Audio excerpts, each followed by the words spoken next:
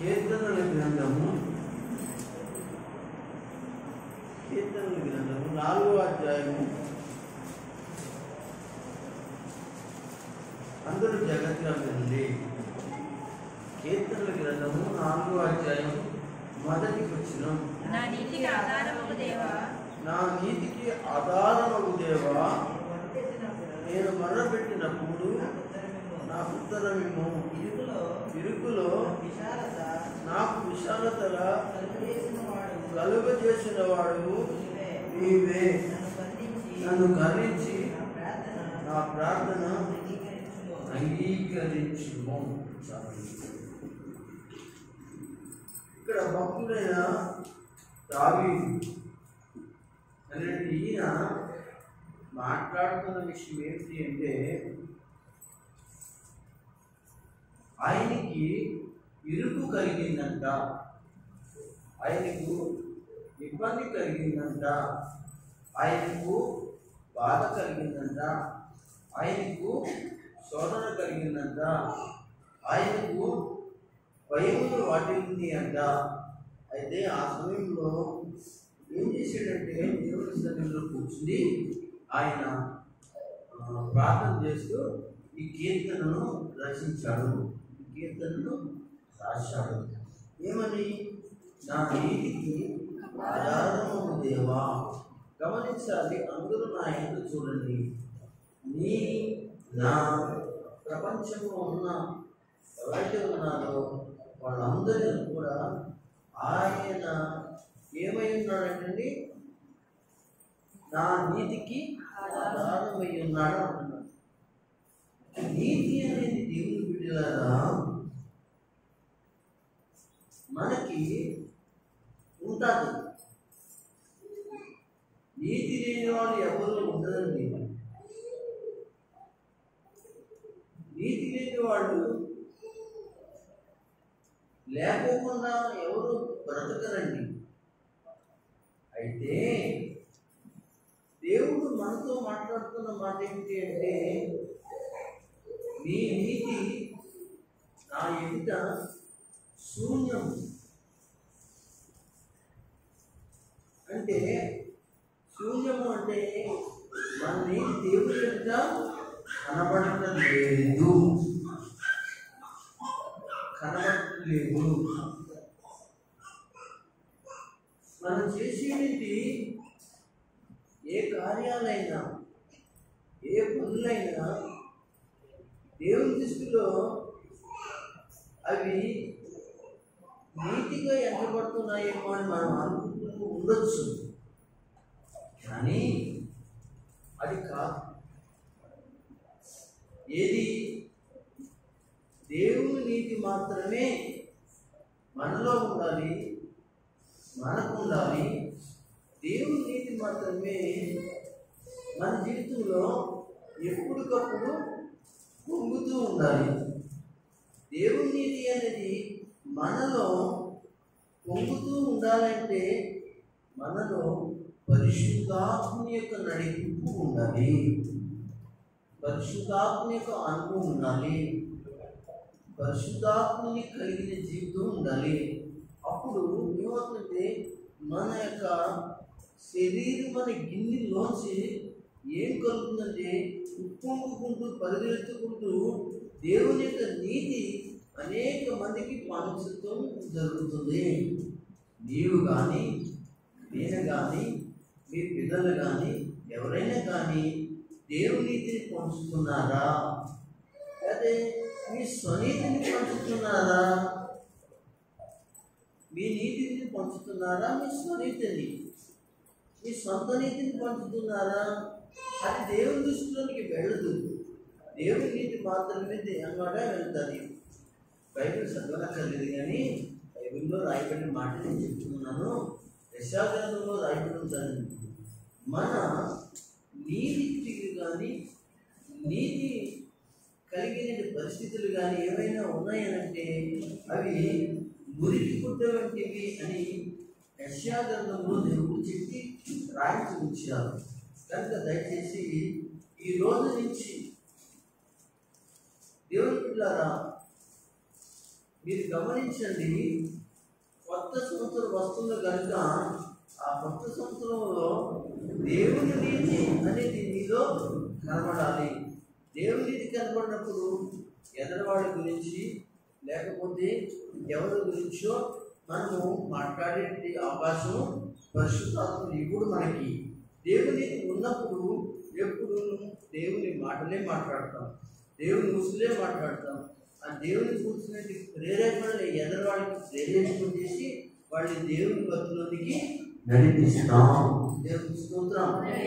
అయితే ఇక్కడ దావీదు అన్నాడు, నా నీతికి ఆధారం, ఈరోజు నాకు నీతి ఉందంటే కారణం ఏంటంటే దానికి ఆధారం నీవే.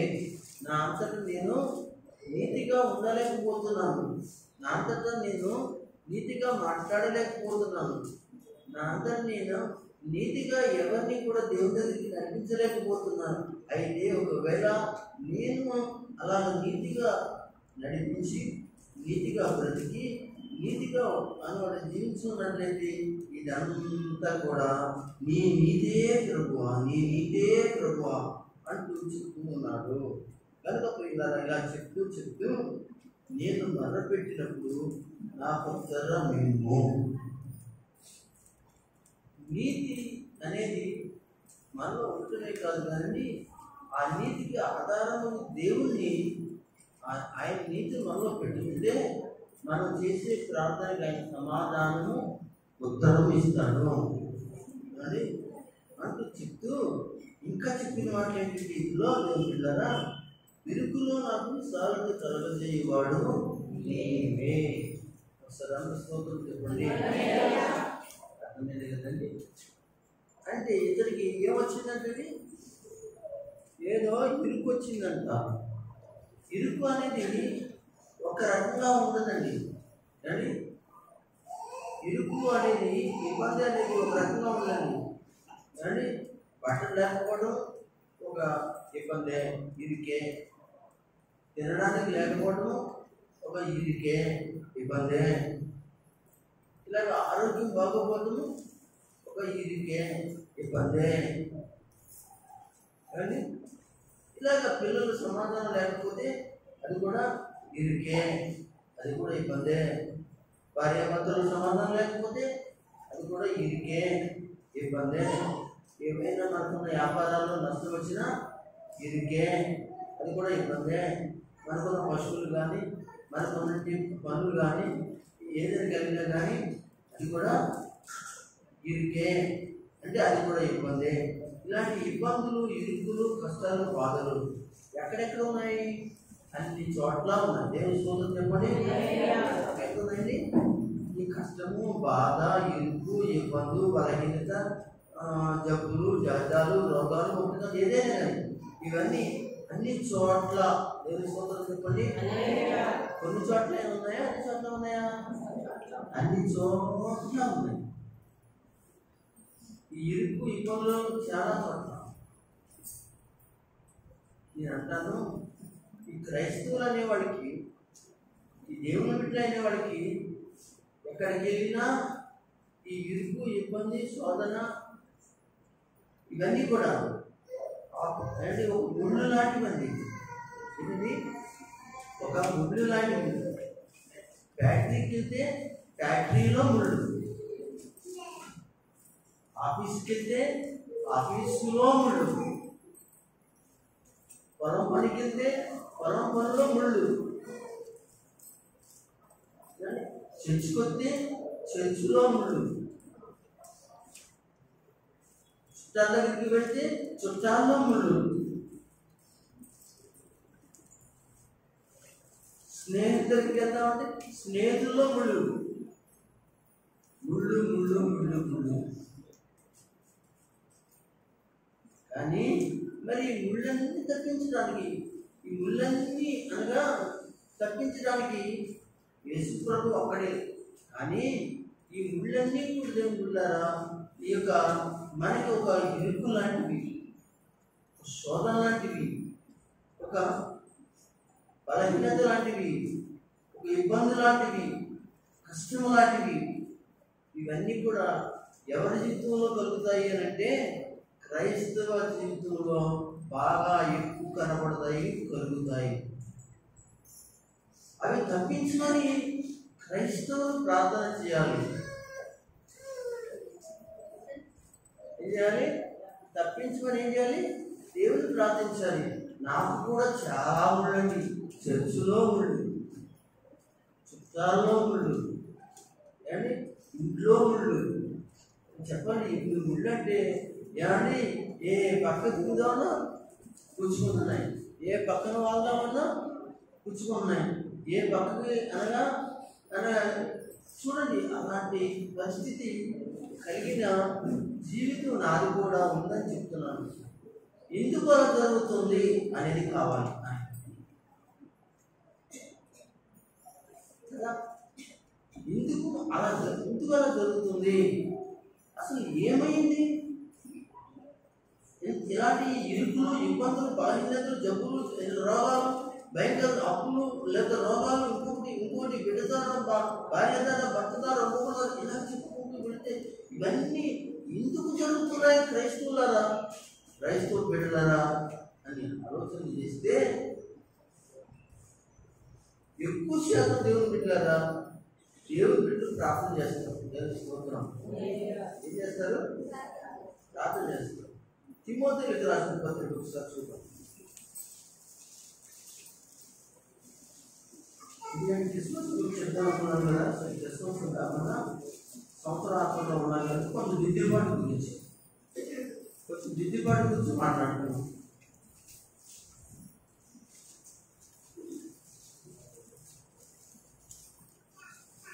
ఈ మాట వినాలి, ఎవరు కూడా ఎక్కడికి వెళ్ళాలి, ఈ మాట వినాలి. ఎందుకంటే ఈ మాట చాలా అవసరం. 2 తిమోథేయులకు రాసిన పత్రిక అందరూ కూడా వినాలి, బైబిల్ తీయాలి. 3వ అధ్యాయం 12వ వచనం చదవండి. క్రీస్తు యేసు నందు సద్భక్తి చేయనుద్దేశించిన వారందరూ హింస పొందుదురు. మీరు అందరూ అది అండర్లైన్ చేసుకోండి. ఈ మాట అండర్లైన్ చేసుకోండి. ఇప్పుడు మీకు అర్థమైందా? మీకు ఎందుకు హింస, మీకు ఎందుకు బాధ, ఎందుకు నిందలు, ఎందుకు మీకు నిష్ఠురాలు, ఎందుకు వ్యాధులు, ఎందుకు బాధలు, ఎందుకు బలహీనతలు, ఎందుకు జబ్బులు, ఎందుకు ఈ పరిస్థితులు అంటే సద్భక్తి చేయనుద్దేశించావు అంటే, మంచి భక్తి చేయాలనుకుంటే, మంచి భక్తి చేసే వారి జీవితంలో హింసలు తప్ప ఇంకేం కనపడవు. నాకు హింసలు లేవు, నేను బాగున్నాను, నేను మంచిగా ఉన్నాను, నా భర్త బాగున్నాడు, నా భార్య బాగుంది, నా అల్లుడు బాగున్నాడు, నా కోడలు బాగుంది, నా కొడుకు బాగున్నాడు, లేకపోతే నేను బాగున్నాను, నా పిల్లలు బాగున్నారు, నాకేంటి బాగానే ఉన్నాను, నాకు ఏమీ లేవు అని అనుకుంటే క్రైస్తవ బిడ్డలారా, మీరు ఏ భక్తిలో లేరు?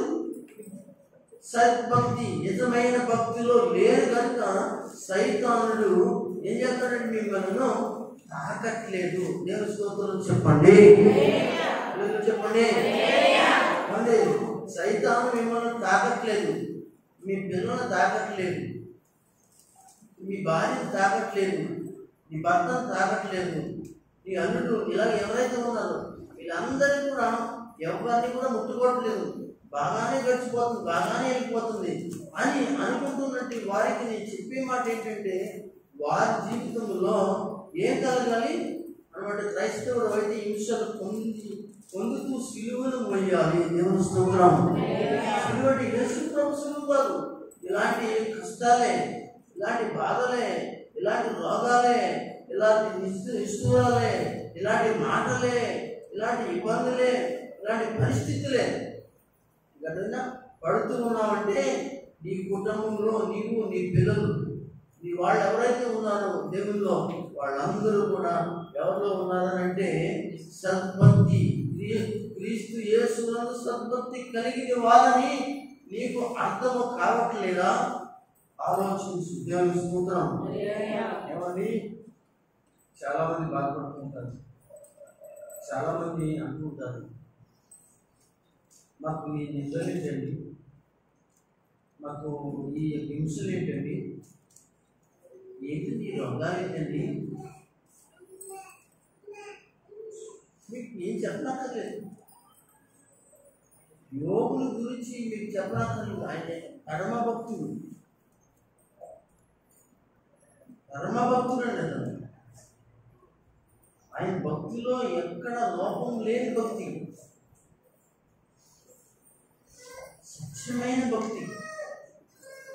కానీ ఆయన సద్భక్తి నిర్దేశించాడు. సోదరి సోదరులారా, ఆ యొక్క పరిస్థితిలో అతనికి కలిగిన శోధన ఒకటి కాదండి. ఆ ఇంట్లో కరువు, ఆ ఇంట్లో ఉన్నటి పేరంతా నాశనం అయిపోయింది. ఆ ఇంటి పేరు, పిల్లల పేరు, ఆయన పేరు అలా రకరకాలుగా మరి బయటికి తేపడింది. బయటికి ఇంకా చెప్పాలి అంటే ఆయనకి అన్ని కాని రోగము అని చెప్పుకోవాలండి, మరణకరమైన రోగమే ఆయనను వాటేసుకుని ఇబ్బంది చేసింది. దేవునికి స్తోత్రం. ఏమండి, మరి నువ్వు మంచి భక్తి చేస్తే హింసలు వస్తాయి, నిందలు వస్తాయి. నిన్ను ఏమనుకోకుండా నీ మీద నిందలు వస్తాయి. ఏమన్నా మాట చెప్తున్నా, ఏమన్నా నేను ఎవరైనా ఏమైనా అంటారా? నేను ఎవరైనా ఎప్పుడైనా అంటానా? ఇంకొక ఎప్పుడైనా గొడవ వేసుకుంటానా? ఏంటంటే అసలు నేను ఎవరైనా ఎప్పుడైనా అంటానా? అంటాను. ఎప్పుడు అంటాను? భక్తిలో లేకపోతే, ప్రార్థనలు రాకపోతే, సావాస్పదంలో లేకపోతే, మరి లేకపోతే క్రమాల్లో లేకపోతే, ఇలాగ దేవునికి విరోధంగా ఏమైనా జీవిస్తుంటే అంటాను. అది అన్నట్టు కాదు. నీ భక్తిని, నీ మంచితనాన్ని బాగుపడుకున్న దేవుడు ఎదగడానికి మాత్రమే చెప్తున్నాను. దేవుని స్తోత్రం. ఎట్లా కాదండి. కనుక మరి మరి మరి ఏంటండి కష్టాలు, ఏంటండి సోదరులు? ఇప్పుడు నుంచి 1990 నుంచి ఇప్పటి నుంచి యేసు ప్రభు నామంలో బాప్తిసం పొందిన కాడి నుంచి ఏమండి కష్టాలు, బాధలు, నిందలు ఎన్నో. నన్ను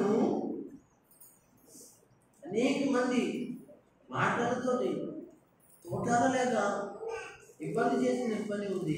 కానీ వాటిని ప్రేమించేది కానీ, వారి కొరకు ప్రార్థన చేసేది కానీ, తిరిగి వాళ్ళ గురించి శాపకరమైన పరిస్థితుల గురించి నేను నా నోటంలో మాట్లాడలేదు. వాళ్ళ మేలు కొరకు ప్రార్థన చేస్తాను. అందుకు ఒకసారి స్తోత్రం చెప్పగలరా? అందుకు అలాగే ఉండగలిగింది. దేవుని పిల్లలారా, మీకు ఆశీర్వాదాలు దేవుడు ఇస్తాడని తెలియజేస్తున్నాను. ఏముంది తిమోతి రాష్ట్రంలో చదవండి. క్రీస్తు యేసు నందు సద్భక్తి చేయుద్దేశించిన ఎడలా చదవాలి. ఓకే. క్రీస్తు యేసు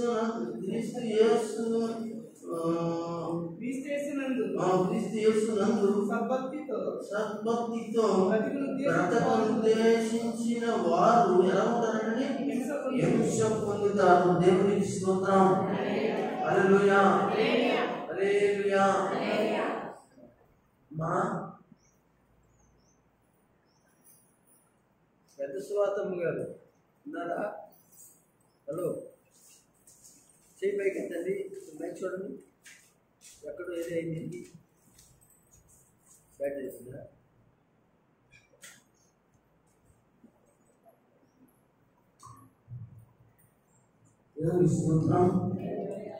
మా సువార్తమ్మ గారు చేయి పైకి ఎత్తండి. మంచిగా ఏమండి,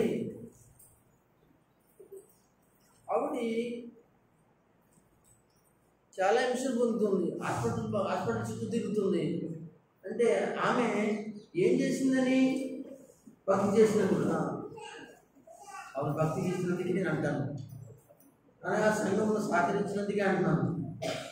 సంఘాన్ని ప్రేమించినందుకే వచ్చింది.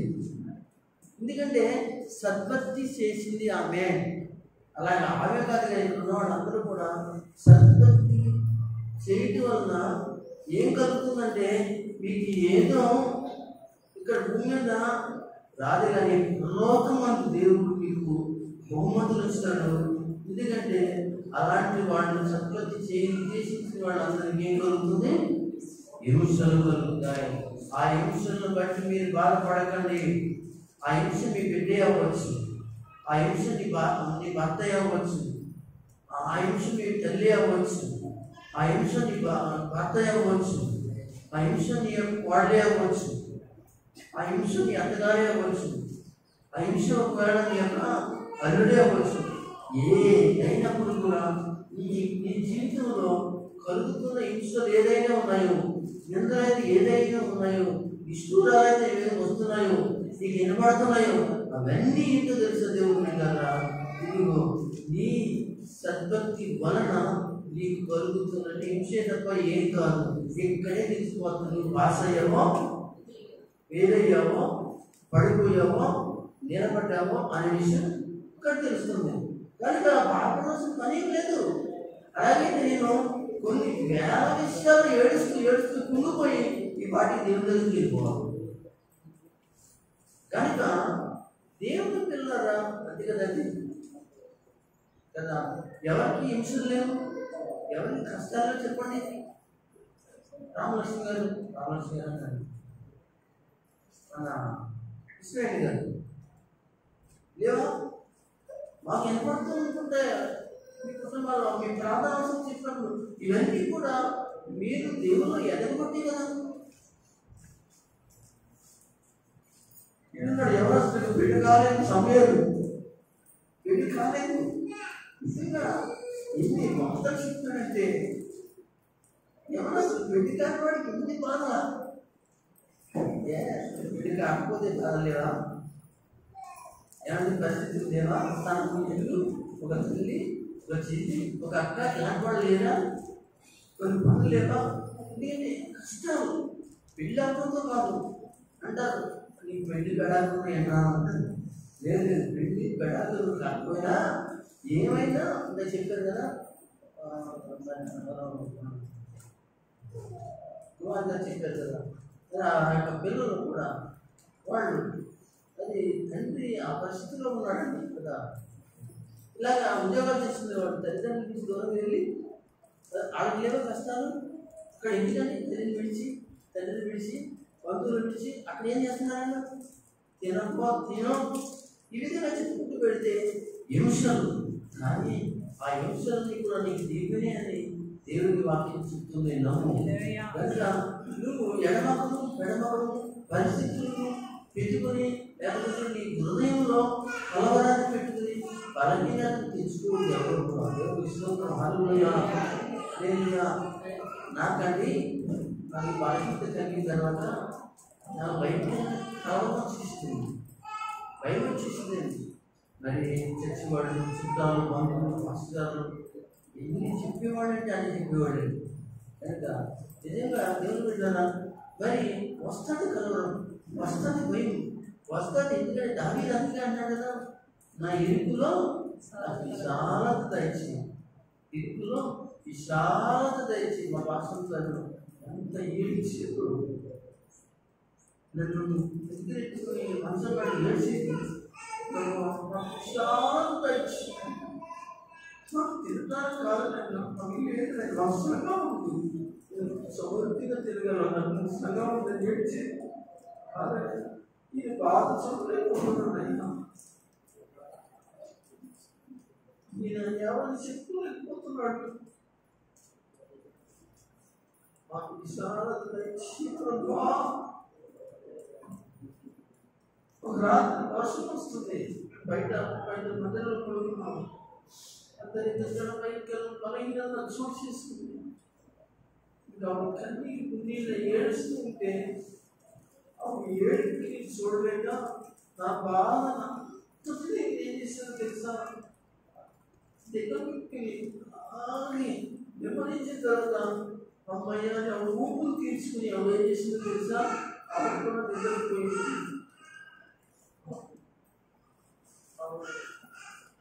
ఉన్నది ఎవరు నిద్రపాటు ఎన్నో అప్పులు ఉంటాయి. ఎవరొస్తుంది అని ఇంట్లో తల్లి భారం, తండ్రి భారం ఉంటుంది. ఏమన్నా కనుక హింస అనేది వస్తుంది. కనుక దేవుని వాక్యం చెప్తున్నట్టుగా మన అలాంటి హింసలు నేను తర్వాత తెల్లారని చెప్పాను. భరించుకున్నాం. నేను భరిస్తున్నాను కదా, నువ్వు కలవరపడదు, నువ్వు ఇబ్బంది పడదు, సద్వర్తి చేయి ఉద్దేశించిన మనకే హింసలు. వాక్యం పరిశుద్ధాత్మ చెప్పాడు కదమ్మా. ఎందుకు రాత్రులు అంతా ఎందుకు అంతా ఏడుస్తూ నా దగ్గర నా కాళ్ళ దగ్గర పడి ఏడుస్తుంటే ఆ పాపం కలుపుతున్నా.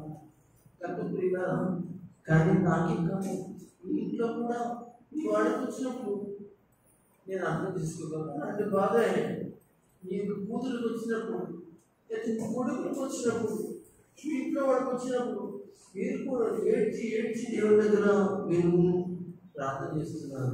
మీరు ఎవరు అంటే సద్భక్తి చేయి ఉద్దేశించిన వారు కనుక మంచి భక్తి చేయాలనుకున్నారు, మంచి పరిచర్య చేయాలనుకున్నారు. కనుక పరిచర్య చేయాలన్న వాళ్ళు కూడా ఆటంకాలు కలుగుతాయి. ఆడవాళ్ళకి కలుగుతాయి, గ్రామస్తులకి మగవాడికి కలుగుతాయి. కానీ ఆ కలుగుతున్న పరిస్థితులను దేవుడి బిడ్డలను మనం అర్థం చేసుకోవాలి. అదేంటంటే నేను మంచి భక్తి చేయాలనుకున్నాను, అంటే పరిచయం చేయాలను, రంగు కొట్టాలనుకున్నాను, భర్తం వేయాలనుకున్నాను, లేకపోతే సౌండ్ సిస్టమ్ పెట్టాలనుకున్నాను, పాస్టర్ దగ్గరికి వెళ్ళాలి, పని చేయాలనుకున్నాను, ఇలా ప్రార్థన చేయాలనుకున్నాను, ఇలా మంచిగా భక్తి చేయాలనుకున్నాను, దేవుళ్ళు ఉండాలనుకున్నాను. అందుకని నా యొక్క భక్తి అంటే ఇవన్నీ కూడా భక్తిలో భాగం. ఈ పరిచర్యలు అన్నీ ఏంటంటే భక్తి అంటే ప్రార్థన చేయడం, చర్చకొచ్చి వెళ్ళిపోవడం కాదు. విన్నారా? భక్తి అంటే మనం చర్చకొచ్చి వాక్యం వినేసి పారికేసేసి వెళ్ళిపోయి ఇంటికి ప్రార్థన చేసుకుని ఇలా గడిపితే భక్తులు ఉన్నారా? అది కాదు భక్తి. భక్తిలో అనగా భక్తుల్లో ఎన్నో భాగాలు ఉన్నాయి. వాక్యం చదవడం ఒక భాగం, ప్రార్థన చేయడం ఒక భాగం, బ్రహ్మపడడం ఒక భాగం, కంటిని పడడం ఒక భాగం, కానీ వాయిద్యాలు వాయించడం ఒక భాగం, సౌండ్ సిస్టమ్ పెట్టడం ఒక భాగం, ఎక్స్ప్రెషన్ చేయడం ఒక భాగం, కానీ పరిచర్యలో భోజనం వడ్డించడం ఒక భాగం, ఆకులు తీయడం ఒక భాగం. భక్తులు ఇలాగా ఏదైతే దేవుడు పని అని మనం చేస్తాం, 10 దానిలో పెద్దగానే దేవుడు మందిరానికి రావడం కూడా ఆ యొక్క భక్తిలో ఒక భాగం. కనుక అందరికంటే ముందుకు వచ్చి అనగా ప్రార్థన చేయడం ఒక భక్తిలో ఒక భాగం. ఇలా ఎన్నని చెప్పాలండి, ఇవన్నీ కూడా ఏంటి తెలుసా? భక్తిలో ఒక భాగం.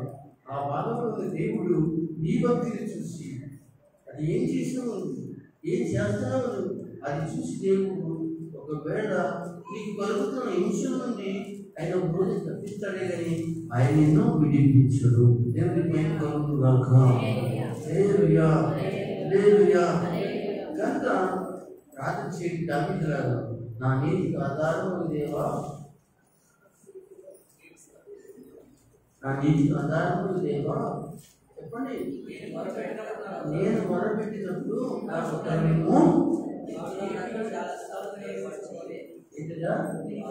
నా ఇంటిలో విశాలత ఇవ్వండి ప్రభువా, నువ్వు నాకు ఉత్తరం ఇవ్వండి ప్రభువా అంటే ఆయన అంటాడు, భయపడదు బిడ్డ, భయపడదు కుమార్తె కుమారుడా.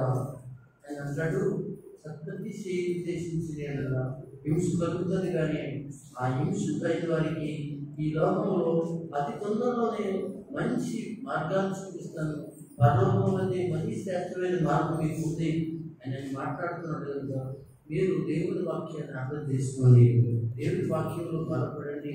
వాక్యం చేతనే ఈ భక్తిని అనగా పరిచర్య ద్వారా, పాటల పరిచర్య ద్వారా, ఇలా ప్రతి పరిచర్య ద్వారా దేవుడికి మహిమపరచాలని మీకు తెలియజేస్తూ ఈ చిన్ని వాక్యము ఈ జీవితంలో ప్రభు దీవించి ఆశీర్వదించును కాక.